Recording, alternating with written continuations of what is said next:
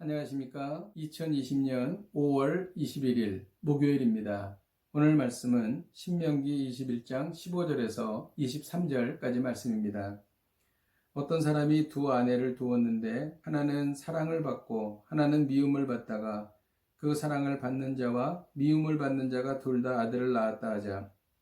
그 미움을 받는 자의 아들이 장자이면 자기의 소유를 그의 아들들에게 기업으로 나누는 날에 그 사랑을 받는 자의 아들을 장자로 삼아 참장자 곧 미움을 받는 자의 아들보다 앞세우지 말고 반드시 그 미움을 받는 자의 아들을 장자로 인정하여 자기의 소유에서 그에게 두 몫을 줄 것이니 그는 자기의 기력의 시작이라 장자의 권리가 그에게 있음이라.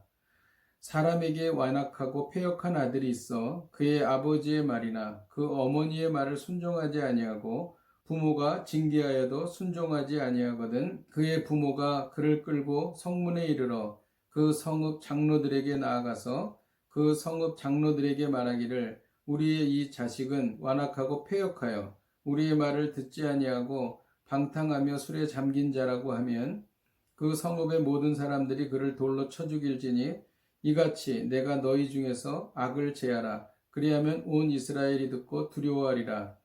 사람이 만일 죽을 죄를 범함으로 내가 그를 죽여 나무 위에 달거든 그 시체를 나무 위에 밤새도록 두지 말고 그날에 장사하여 내 하나님 여호와께서 내게 기업으로 주시는 땅을 더럽히지 말라.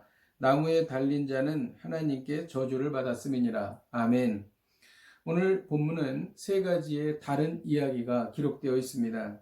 아들들에게 기업을 나누어 주는 법칙과 폐륜적이고 방탕한 아들을 징계하는 방법과 극악한 죄인을 나무에 다는 법칙을 기록하고 있습니다.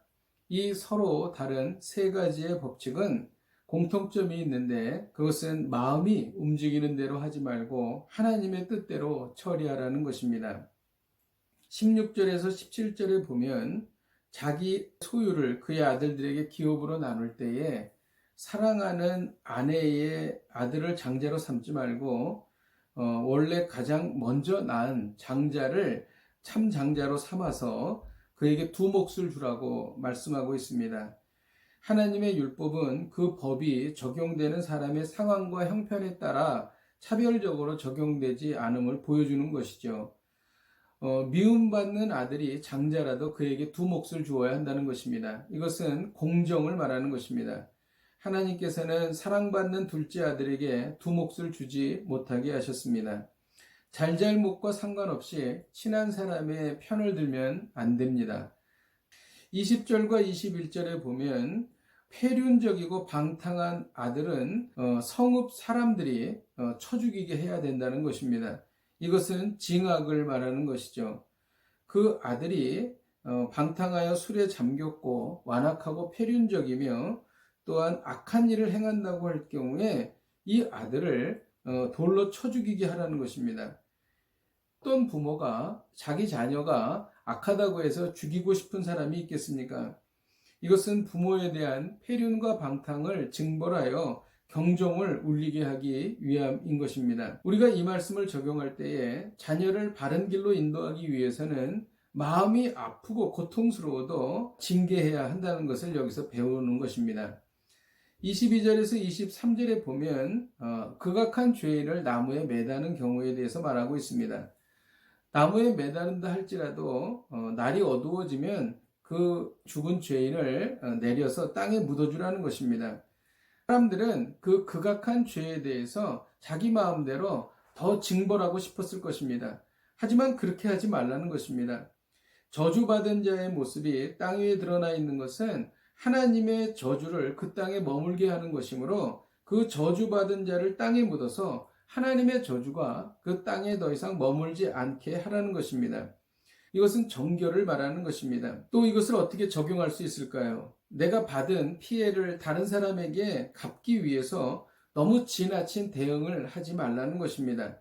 우리의 마음이 그렇게 움직인다 할지라도 하나님의 뜻대로 행하라는 것이죠. 오늘 말씀의 핵심은 마음이 움직이는 대로 하지 말고 하나님의 뜻대로 처리하라는 것입니다. 기도하겠습니다. 하나님 아버지, 오늘 말씀을 듣고 저희들의 마음이 하나님의 뜻과 상반되게 움직이는 경우가 있을 때에 저희가 이것을 억제하고 하나님의 뜻대로 처리하는 지혜로운 자들이 되게 하여 주옵소서. 예수님의 이름으로 기도하였습니다. 아멘.